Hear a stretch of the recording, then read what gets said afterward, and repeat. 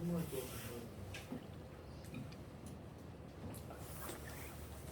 드실 거 드시고 마실 거 마시면서 이야기시고 하시죠.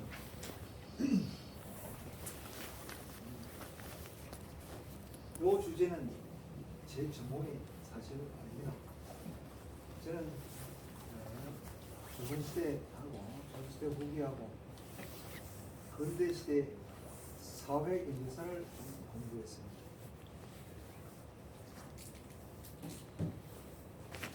근데 역사를 연구하다 보면 저는 이제 사람이 어떻게 살았는가 라고 하는 관점에서 가장 기본적인 게 먹는 문제죠. 경제 문제. 그래서 그런 관점에서 포괄적으로 공부해야 된다. 사실상 제가 75학번인데 1975년도에 대학 학번인데 그때 많은 동료들이 사회경제사 공부를 많이 했어요. 많이 하다가 운동사로 많이 바꾸기도 하고 하는데 저는 또 고지시각이 그걸 또 고수하기도 했어요. 그러나 공부를 하다 보니까 사회 경제적 측면에서 사람이 어떻게 살았는가 이건 참 사람을 봐야 되는데 땅 문제 가지고 토지 문제 가지고 소유권 일제시대에 어떻게 이들이 파악했을까? 조선시대 토지 파악하는 방법과 어떻게 다를까? 그런 데 관심을 가지고 보다 보니까 참 복잡하기만 하고 자료를 많이 분석해도 겨우 논문 한 편 쓸 수밖에 없고 참 힘이 많이 들어요. 근데 그보다 더 중요한 거는 아니 역사적 얘기를 얘기해야 되는데 사람이 빠져요. 사람의 이야기가 안 들어간다는 얘기는 상당히 참 가깝해요. 그래서 그런 관점에서 보다 보니까 야 그래서 그런 조건 속에서 사람들이 어떻게 사는가 그거를 어떤 방식으로 또 표현했는가 문학적 관점이 또 관심이 많이 가고 그 다음에 또 그러한 시대적 상황을 지식인들은 또 어떻게 그려냈는가 이 사상인데 이런 데 관심이 많이 갔어요. 그래서 사회경제사를 보면서도 사상적 문제와 결부시켜서 즉 제가 또 이런 얘기하면 과학적 역사인식에서 꼭 필요한 게 한 사회를 볼 때 총체적으로 봐야 된다 그랬죠. 표면에 나온 이야기, 리더의 이야기, 영웅의 이야기 그런 것은 익숙했을지 몰라도 사람이 어떻게 살았는가, 조건이 어땠는가 라고 하는 것을 공부하는 점을 제가 이제 강조했었는데 그러다 보니까 사람의 이야기가 빠지고 그래서 이걸 종합해 볼 수 있어야지 라고 해서 살핀 게 바로 사상사입니다. 논문을 띄엄띄엄 보긴 했는데 상당히 관심이 많이 가요. 제가 원래 사상사 쪽 혹은 정치사 쪽에 관심을 가했으면 더 많은 글을 만들었을 텐데 그렇지 못한 게 참 있습니다. 그러나 어쨌든 볼 때 정치 사상 즉 측면이 대단히 중요하게 다뤄지고 있다. 특히 이 지역에 와서 이 지역 인물을 살펴보다 보니까 참 좋은 사람들 만났어요. 공부의 대상, 연구의 대상이 되는 분들이 이 지역 사람들이 많았어요. 근데 한결같이 내가 이렇게 분석해 보다 보니까 좋은 사람들은 생각도 좋더라고요. 그 다음에 그것을 삶 속에서 실천하는 것도 중세적 세계관이지만 그 시대의 정의로운 그런 그 생각과 삶을 살더라고요. 그래서 그 사람들은 평가를 받는 것 같아요. 올해도. 그래서 그냥 존경하는 것보다도 그야말로 좀 연구해서 제대로 진면목을 좀 제대로 알고 평가를 하면서 다가갈 수 있으면 좋겠다 이런 생각을 했어요. 정말 저도 한 여러 분 살펴봤는데 한결같이 제가 결론에 가면 그 사람들 입장이 뭔가 하면 인간을 사랑했던 것 같아요. 그 휴머니즘이라고 하죠. 포천의 인물 가운데 제대로 살펴볼 때 항상 나올 수 있는 게 휴머니스트, 휴머니즘. 물론 지금 근대 민주주의적 이데올로기로 생각하지는 않지만 신분제 속에서 그들은 지배층일 수 있어요. 지주층일 수 있어요. 그래서 공부를 했던 사람들이기도 하죠. 그러나 그 시대적 상황 속에서 인간을 사랑했던 그런 사람들의 삶이 여러분들이 이 지역의 인물로 되는 걸 볼 수 있습니다. 그래서 원래 우리 이병찬 선생님이 이 강의 계획을 짤 때 근기살림하고 포천의 유학 뭐 이런 거 좀 얘기 있었으면 좋겠다는데 나도 그렇게 하고 싶어요. 그러나 내가 아직 포천의 그 유학을 깊이 천착하지 못했어요. 그래서 그걸 하더라도 저도 꼭 해보고 싶습니다. 해볼 작정입니다. 그러나 그거 들어가기 전에 오늘 제목이 큰 틀에서 우리나라 조선시대 우리나라 지인청이 뭘 공부했는가, 그들의 생각은, 사고는 어디에서 출발하고 있는가, 이게 성리학입니다. 성리학은 뭔가? 그럼 성리학이 뭡니까? 잘 아시는 것 같지만 막상 대답하려면 참 복잡하게 생각되죠.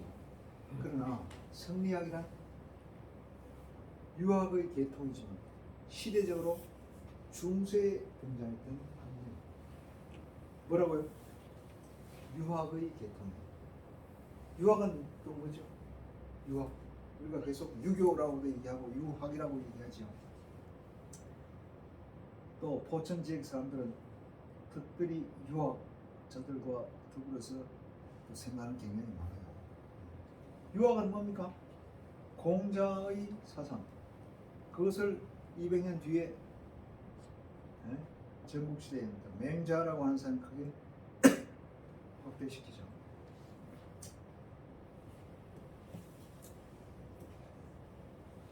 공자님은 언제 살았는지? 기원전 6세기 살, 6세기에서 5세기. 552년대 태어났죠. 한 70세까지 살아요. 72세인가까지 살죠. 그래서 여러분들 저 공자 논어 들어보셨죠? 다는 안 읽어봐도 논어 얘기 많이 우리는 익숙해요. 그렇죠? 특히 공자님이 자기 인생에 대해서 시대별로 얘기했는데 있죠. 15세 학문의 뜻을 두고 30세 자립하고 40에 부러우다 그러죠. 50이면 천명을 알고 60이 뭐지? 기가 순해지. 70이 뭐지? 70? 지천명은 50이고 70이 정신소욕 불능을 하고 내 마음이 가는 대로 내가 움직여도 나는 법에 저촉이 되지 않는다. 그러니까 자유로운 사람이 된 거죠. 그래서 저도 참 희한하게 50대 중반에 저도 제 한문 공부한다고 제 역사 공부하려면 한문을 좀 해야 되거든요. 그래서 제가 대학원 때 그 강신혁 할아버지라고 우사편찬위원회에서 뭐 방점증명 역할을 하시는 분이 지금 학교로 나오셨는데 그 양반이 학교에 하여튼 일주일에 몇 번 나와요. 그러면 그 할아버지 나올 때 새벽에 아침에 가서 공부하기도 하고 이런 경우도 있습니다.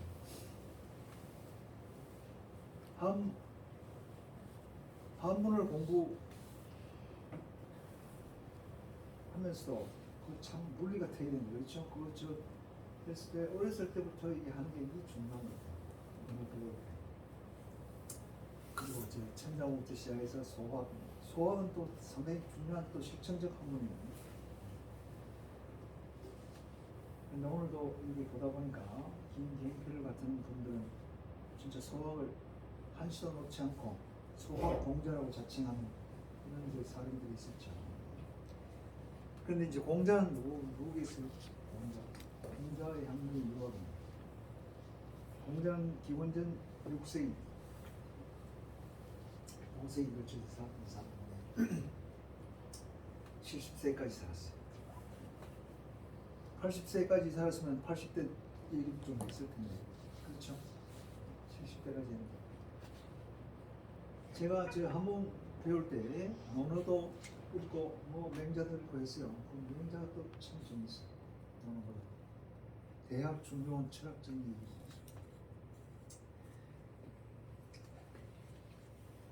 그런데 그때도 공부했지만 제가 지금 논어를 제대로 읽은 건 의미를 파악하기 위해서 읽은 건 제가 50대입니다. 50대 중반. 학교 도서관에 중도서관이니까 일본 역사학자인데 제가 참 좋아했던 역사학자인데 90세까지 살았어요. 근데 또 사회경제사를 중국 사회경제사를 연구했던 사람이라서 그 사람 책을 참 열심히 읽었어요. 우리가 얼마나 됩니까? 근데 그 양반이 이름으로 된 논어가 있어요. 이거 진짜 반가워서 그것도 우리나라에서 번역됐어요. 벌써 한 15년 전이죠. 그걸 무조건 빼가지고 빌려서 이제 봤죠. 아니나 다를까 해석이 역사가로서 그런지 역사적으로 설명을 해내는 시야. 그래서 처음에 이런 질문을 하더라고. 공자 인생의 변곡점은 언제일까? 공자도 인간이었다. 이렇게 본 거예요. 그러니까 유림들은, 유학자들은 공자는 성인이니까 그냥 무조건 쫙 뻗어나갔다 삶이, 이렇게 이해하지만 이 사람은 역사학자로서 공자도 인간이다. 정말 위대한 인간이지만 그 사람도 인간적으로 변곡점, 꺾이는 점이 있다. 문제라고 생각합니다. 공자의 인생의 변곡점. 잘 모르겠어요. 그냥 한번 생각해보세요. 제가 제 학생들한테 질문할 때 가끔 질문을 좀 하는데 잘 모르겠습니다. 이렇게 대답하지 말라고 그럽니다. 그건 생각을 안 했다니. 맞고 틀리고가 문제가 아니죠. 내가 생각했을 때 나는 그래서 말을 할 때 이렇게 시작하면 된다. 제 생각에는 이렇게 하면 누가 터치를 하지 못해요. 내 생각이 그렇다는 얘기입니다. 그거를 논리적으로 이야기해보면 좋은 토론입니다. 그래서 이 문학 수업은 토론 수업이 제일 좋아요. 그래서 제가 조금 전에도 1시간 얘기했지만 사실은 30분 얘기하고 토론하는 게 더 중요합니다. 그 양반이 보기에 이번 학자가 보기에 공자의 변곡점은 50대다 이렇게 봤어요. 이번에 50대는 뭐라고 했지? 천명을 아는 지천명. 야, 그 얘기 들으니까 제가 그다음부터 해석이 싹 되더라고요. 유학자들은 공자는 성인이다. 끝으로 설명할 수 없다. 그냥 인생이 쫙 끝나갔다. 이게 아니고 공자도 인간이다. 곡점이 50대다. 한번 잘 보세요. 그러니까 말이 돼요. 15세의 학문의 뜻을 듣다. 이거 참 포부가 대단한 겁니다. 그 다음에 30대 립했다, 자립했다라고 하는 것은 경제적으로도 이제 살만해서 진짜 난 진짜 공부를 많이 했다 이렇게 얘기할 수 있어요. 그 다음에 40대가 되니까 어떻게? 의심할 바가 없는 거야. 인간의 의지로 그냥 모든 것은 해낼 수 있다 이렇게 본 거야. 이 부러움이 40대.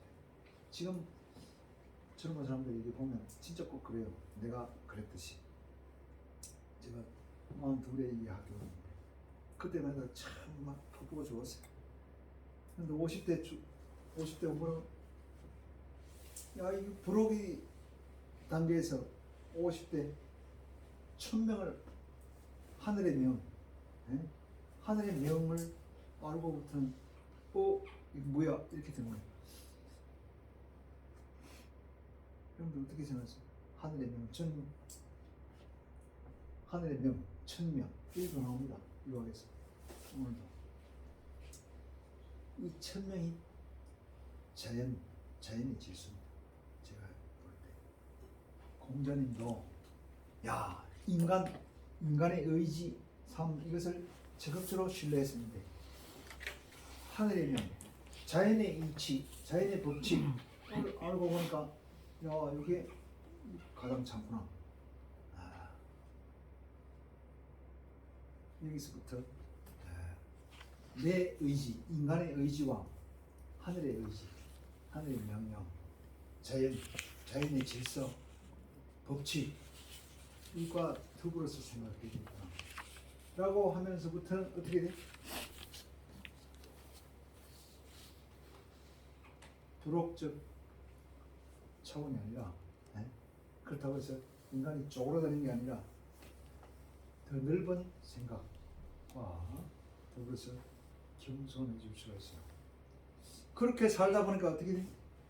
60 되니까 야 이젠 기가 순해져. 이순. 그전에는 내 얘기하고 틀린 건 막 저 사람하고 무조건 싸워야 되는 거야. 그래서 내 얘기를 관철시켜야 되는 거야. 그러나 지금은 60대 되니까 남이 나를 아무리 욕해도 아이씨 그럴 수 있겠구나. 이런 관계가 되는 거죠. 기가 순해진다. 그 단계를 넘어가니까 어떻게? 법이 없어서 하는 거죠. 내가 하고 싶은 대로 내가 행동해도 법에 저촉이 안 되더라. 그럼 그만큼 자연의 질서를 내 삶 속에 의식하면서 산다. 이런 얘기가 될 수 있을 것 같아요. 좀 이산 출판사에서 나온 저 논어를 보고 참 재밌게 읽었어요. 그 전에도 논어 몇 번 봤어요. 그때는 물리 트이다고 그냥 한 번 읽어내려고 봤는데 내용을 보기보다는 근데 참 재밌게 읽었어요. 공자 제자가 여럿이 많죠.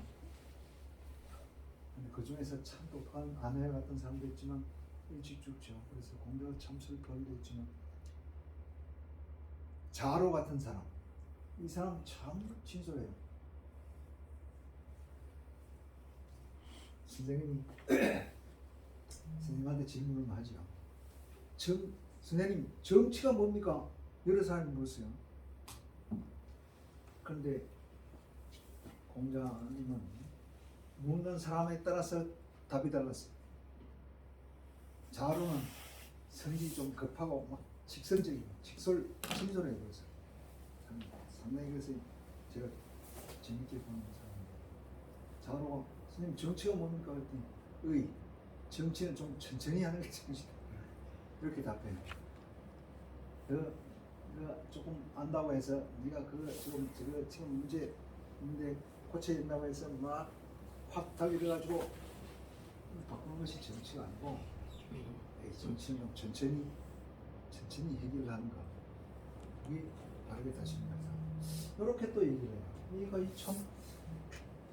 참 자로의 이야기 문제에 대해서 정치가 이런 것이다. 공자의 그것만 가지고 얘기를 하면 지금 무슨 공자 이상한 사람이네 이렇게 생각할 수 있지만 현실적으로 여러 가지 점에서 답하는 게 있습니다.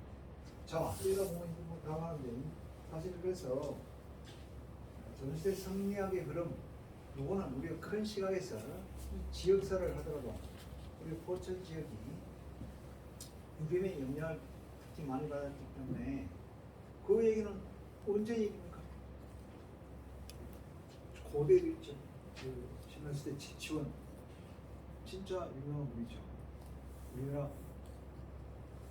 피싱 가운데 최고로 유명한 지치원 이 지역과 관련돼 있어요. 그렇죠? 여기서도 볼 수 있지만 대개 유학하면 전시대 이후에 유학합니다. 포천에서 전시대 유학하면 어떤 분이 들어있나요? 그 지역 중앙 김평구 그렇죠? 또 유중교 여기 뭐 이런 데 기억나시겠죠? 제익현 우리 돌아가신 원장 선생님 재정교회 원장 선생님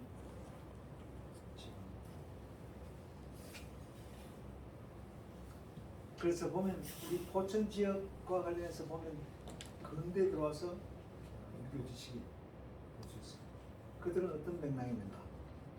이것도 우리가 살펴봐야 되지만 그건 나중에 제가 말씀드리겠습니다. 그래서 그것이 어떤 맥락에서 움직이는가라고 하는 큰 틀을 한번 살펴야지 고천지역의 유교 문화도 이해할 수 있습니다. 그런 측면에서 조선시대 성리학은 뭐라고 그러죠? 유학인데 중세적 성격을 가지고 시대적으로 사상도 만들어지고 변화합니다. 성경에는 뭐라고? 중세 유학이다. 신유학이라고. 그러면 원래 유학은 누구 거라고 그러지? 공자, 맹자 시대의. 그런데 맹자 시대 가면 공자가 강조했던 가르치던 그런 유학뿐만 아니라 제자백과 들어봤죠? 전국 시대는 전쟁이 막 항상적으로 일어나는 그 시기에는 어떻게 하는 것이 잘 다스려지는 사회인가? 공자는 뭘 강조했죠? 인의 예지를 강조했죠. 인으로, 덕으로서 다스리는 것이 중요하다. 그 흐름이 중국 역사에 계속해서 이어져 왔어요. 한나라 시대, 당나라 시대, 송나라 시대,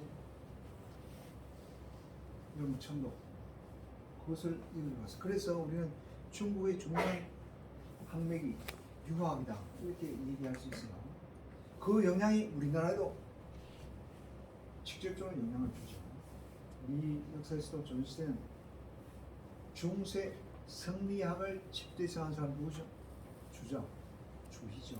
남송시대 주희. 이 사람의 학문을 부정하는 사람은 사문난적으로 막 매도되게 됐어요. 조선 후기는 또 붕당 정치가 활성화되면서 당세에 따라서 당세의 항공과 관련돼 가지고 막 배타하고 그런 일이 있었죠.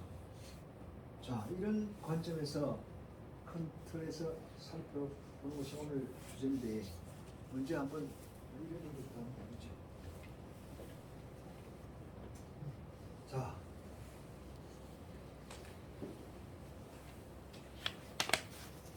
공자, 맹자 시대의 학문 이것을 진나라 시대 분서갱유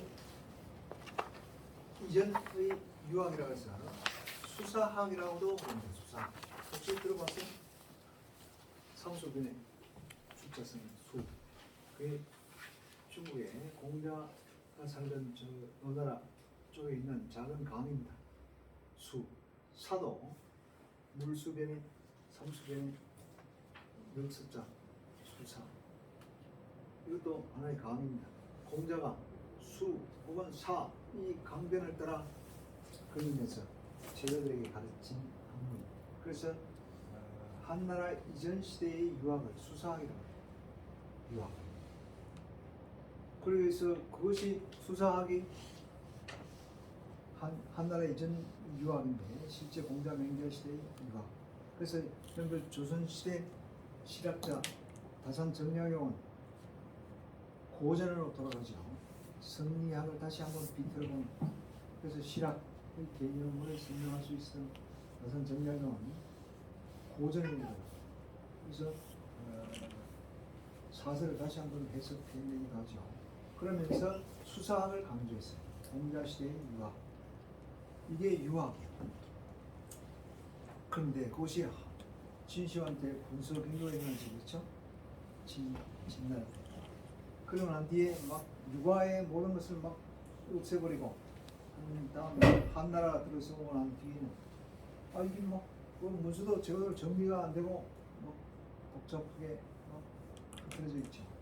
그래서 그것을 고정하고 훈을 다는 것이 중요했어요. 그래서 한나라 시대의 유학은 훈고학이라고 들어봤죠? 훈고학. 공자, 맹자의 이야기, 주석을 달고 훈을 달고 하면서 작동시켰던 유학을 훈고학이라고 했어요. 한나라 시대, 한나라 당나라 시대. 그 내용이 계속해서 강조되면서 확산될 때 그때 중국에 또 뭐가 들어? 불교가 들어오죠. 불교. 그래서 불교는 이게 또 유학에서 관심을 가지고 있지 않던 내용들, 아이 인간의 심성 혹은 수양 이런 문제에 대해서 대단히 깊이 얘기하죠. 이 불교가 들어와가지고 한나라 당나라 시대 이후에 대단히 크게 영향을 줍니다. 그래서 그러나 어쨌든 유학은 계속 작동되는데 이게 뭔가 좀 강의가 들립니다. 그것을 비판하면서 그것에 영향을 받아가지고 지금까지는 수사학이라고 하는 고대 공자 맹자 시대의 유학은 인간학입니다. 사람이 어떻게 살아야 되는가, 그 다음에 정치, 통치는 어떻게 되는가, 바르게 되는가, 이런 것을 강조했던 것이 현실적인 내용이죠. 그래서 논어에서 얘기하는 건 통치학이면서 인간학입니다. 그런데 성리학은 뭐라고? 야, 뭐 인간의 심성, 그 다음에 이런 것들을 막 설명해내야 돼요. 이 내용을 불교의 영향에서 받아요. 그래서 불교가 가지고 있는 내용 중에 또 참 불교는 어떤 측면이 있죠? 자기는 열심히 수양을 하면서 사회적인 현상을 또 그냥 부려둡니다. 이거를 유가적 입장에서 보면 야, 저것들은 뭐야 저거 도대체, 사회 현실을 제대로 잡아가도록 해주는 그런 이론이 있는데 이러면서 불교를 막 비판하기 시작해요. 그러나 보다 보니까 또 그 안에는 인간의 심성, 수양 이런 것에 대한 내용은 대단히 또 좋은 점이 보입니다. 그것을 비판하면서 이것을 새롭게 만들어가는. 그러다 보니까 인간의 본성이 뭔가, 우주의 본성은 뭔가, 이런 것들을 공부하기 시작합니다. 이게 바로 성이죠. 그러니까 성리학은 뭐라고? 수사학적, 즉 고대 유학에서 시대적 상황 속에서 영향을 받아서 불교, 도의 영향을 받아서 그걸 비판하면서도 거기서 영향을 받아서 새롭게 우주와 인간의 본성 등을 공부했던 드디어 철학이 됩니다. 이것이 바로 성리학이죠. 그래서 성리학이란 중세에 등장했던 새로운 유학, 신유학이라고. 자, 여기가 이렇게 우선 여기서 먼저 요 글은 한길역사강좌에서 나온 윤사순 선생님, 고려시대 고대에 계셨던 철학과 교수님인데 정말 성리학에서 일찍 만났던 분. 이 양반이 특강을 한 내용인데 보다가 하도 재밌어서 그냥 소개만 참아서 제가 합니다. 이제 우선 유학은 조금 전에 제가 말씀드렸듯이 수사학적 측면에서 유학은 현실 문제를 다룹니다. 성리학과 다르죠.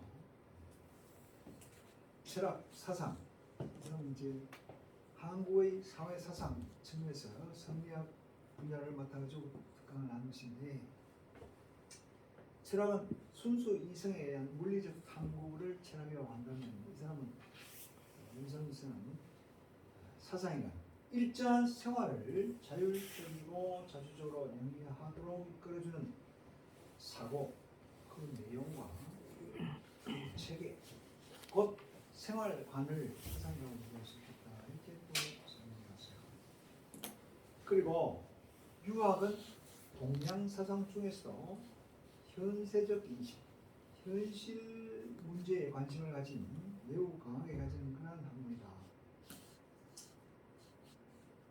저 공대 논을 보다 보면 이런 질문을 합니다.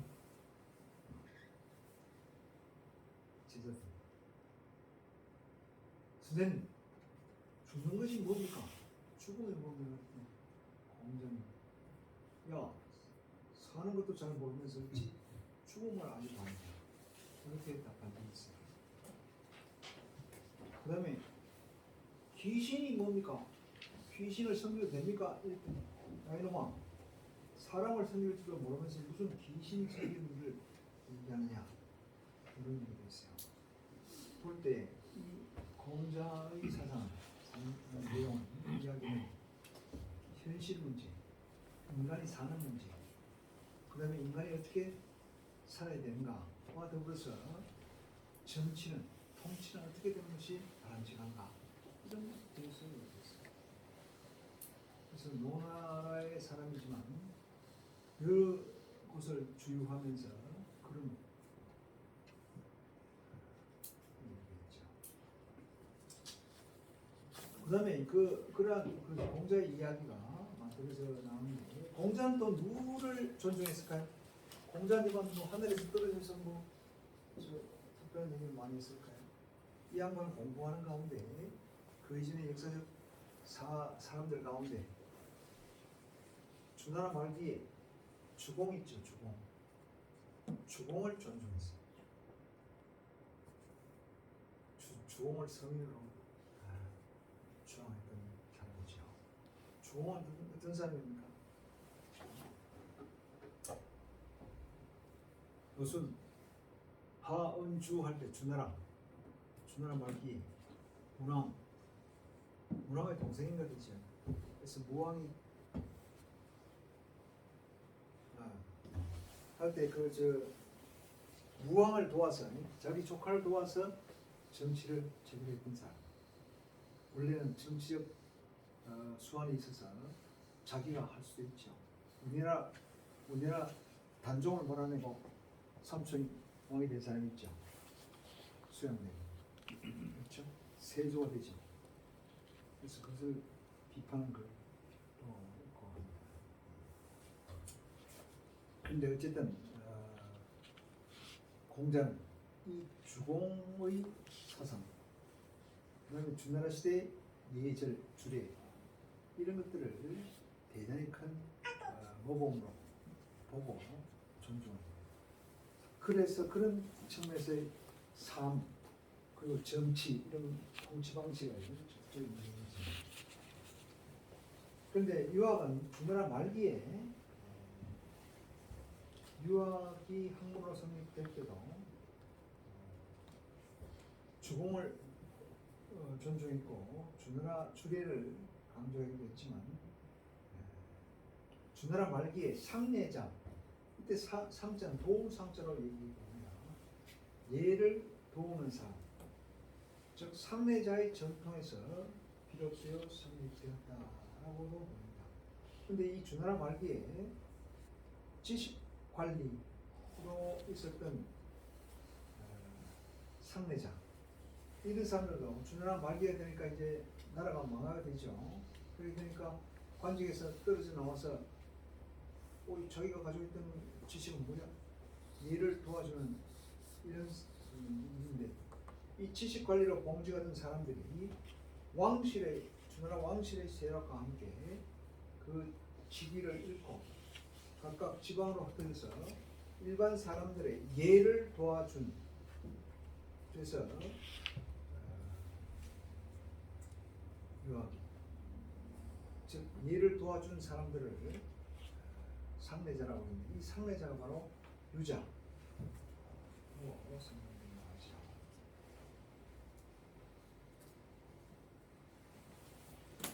그래서 어쨌든 유학은 현실 문제에서 현실 문제를 다루는 그런 학문이었다 할 수 있습니다.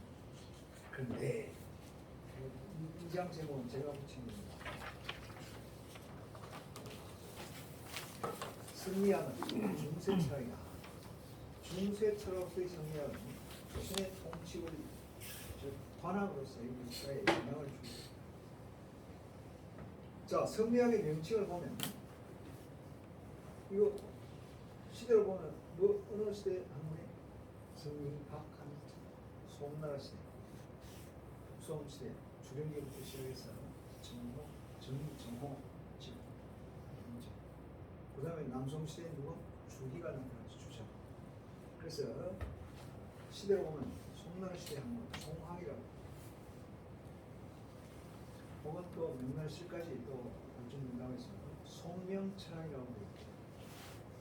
그러나 제가 강조했던 부분은 바로 신유학, 즉 불교와 도교 영향을 받으면서 새롭게 새로운 유학을 한다. 착하고 있다. 두 번째 내용상으로서 이학 혹은 의위지학 혹은 도학이라고 이름 붙이십니다. 이게 바로 뭐를 연구하냐면 리를 연구합니다. 성과 리를 연구합니다. 리는 또 사람이 지켜야 할 도리로서의 의리를 연구합니다. 이학, 의지학 혹은 도학. 그 다음에 그 직대성한 사람을 관점에서 보면 정의 혹은 주자, 주희의 학문이라고 해서 정주학이라고 합니다. 북송시대 정의, 남송시대 주희. 그래서 주자학이라고 하는 것은 바로 남송시대 주자가 직대성에 따라서 주자학. 이천 정의는 11세기 사람이죠. 1033년에서 1607년까지 살았습니다. 그 사람 뒤에 몇 년 뒤에 주희가 등장합니다. 주희는 70세까지 살았죠. 직도사. 그래서 주자학.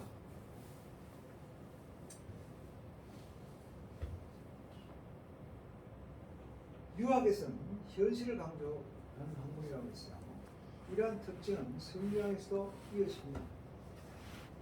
그래서 고려시대 수용된 성리학은 고려말 조선 초 혁신 사상으로서 실학의 역할을 하죠. 그런데 실학하면 조선 후기에 등장했던 학문을 실학이라고 하는데 이걸 보통 정사로 쓰면 실질적 학문, 사회에 유용한 실질적 학문을 수행하는데 고려말 불교를 배척하면서 불교가 흥미할 때 있었던 사회 문제를 극복하는 차원에서 역할을 했던 것이 성리학이죠.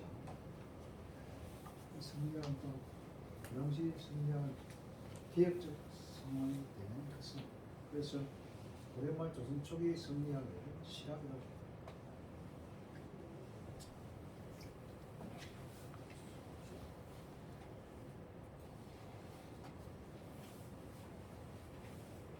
자, 제 세 번째 얘기는 성리학은 불교의 영향을 받아서 조금 전에 했던 종래 유학을 변모시켰습니다. 성리학을 일으킨 사람들, 당나라 말기 송나라 시대에 이들은 경제적으로 중소지주층이면서 4대 복지층 관료로 진출한 거죠. 특히 불교와 노장 사상을 배척하면서 그 가운데 특히 불교 극복 의지에서 성리학이 발전합니다. 이러한 성리학은 불교를 배척하는 과정에서 불교의 장점에 영향을 받게 됩니다. 참선, 심성, 수양에 영향을 받죠. 자, 이 유학에서도 인간의 그 심성 이런 것들을 강조하지만 이 당나라 송나라 초기까지도 이것도 약했어요. 근데 불교에서는 이것이 굉장히 강했죠. 심성수양, 참선 굉장히 중요한 역할을 했습니다. 그다음에 법계설이라고 하면서 이전까지는 공자 시대는 야 무슨 중단 얘기를 하고 있냐, 그냥 사람이 사는 거 현세 문제 그것을 강조하고 그것을 깊게 생각하지 않는데 이제 뭐, 야 세상이 있다, 자연이 있다 이런 측면에서 세련된 형태의 사학적 측면을 그 다음에 연기설 이런 것도 사람 사는데 이거 어떻게 이어진 걸까 이런 또 그래서 형이상의 주요 개념과 이론, 근데 인간의 마음, 심성과 그다음에 본성, 성적, 세계의 존재, 원초적 생성과 존재의 특성 이런 것들, 즉 지금까지는 형이상 철학적 의미로서 현실과 관련 있는 것은 관념력을 생겨서 그다지 중요하게 생각하지 않았던 내용이 이제 이론을 갖추기 위해서는 필요하게 됩니다. 그것을 유교 경전에서 추출해냅니다. 그래서 유교학에서 태극, 음력, 신성, 천명 이런 개념을 중시하기 시작합니다. 특히 그 가운데서 주력을 강조하는 거죠. 또 중庸과 대학 이거 원래는 얘기에 들었던 편명입니다. 중庸과 대학. 근데 이것을 따로 끄집어내가지고 강조해요. 그래서 노는 맹자와 더불어서 사서로 강조합니다. 사서 상징할 때 전문대로 성, 인간의 본성, 인주의 본성 이런 것들을 공부하기 시작합니다. 그 다음에 이, 다스리는 입장. 이 이는 무엇인가? 성과 이의 개념을 중시하면서 드디어 이를 공부하기 시작합니다. 이학, 성과 이를 공부하는 것을 성리하게 이게 조성하기 시작합니다. 자, 이러한 새로운 유학, 신유학이죠. 새로운 유학, 성리학. 신유학은 불교에 필적할 심성수양의 측면을 드디어 보강해냈습니다. 그런데 이제 성경에서 강조하는 마음을 따른다, 진시다, 진시. 본성을 안다, 지성. 마음을 보존하고 본성을 키워낸다, 존심, 양성, 맹자에서 강조되는 내용이죠. 존덕성, 덕성을 높인다. 마음의 원래 성, 충정. 충을 지키고 일어난 마음의 완전한 조화, 충정. 중용에서 강조합니다. 이러한 얘기들을 끄집어내기 시작하면서 드디어 수나라, 당나라 시대까지 사회 사상을 주도해왔던 불교의 한계를 사회 윤리가 부재된 종교다 라고 얘기하면서 비판하십니다.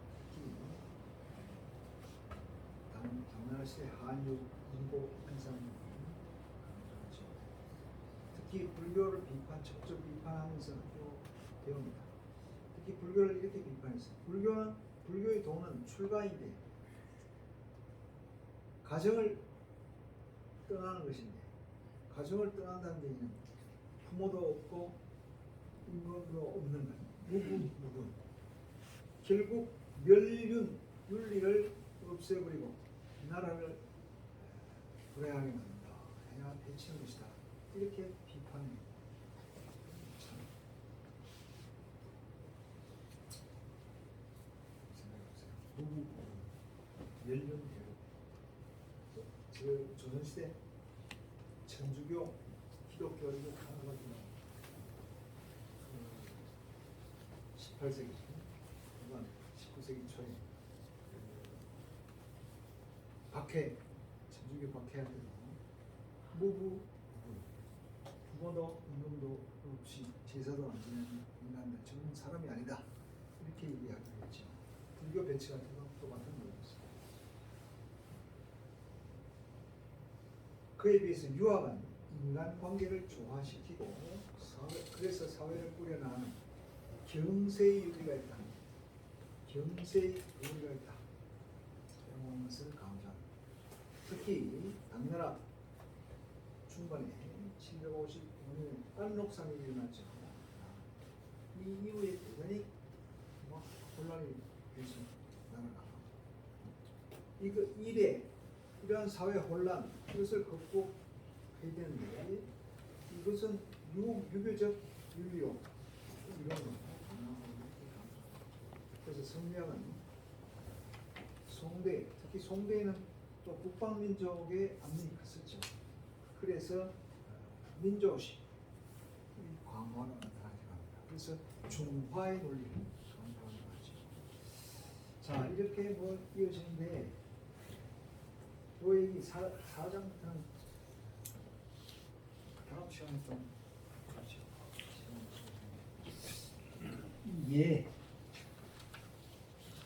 예절할 때 예 있죠.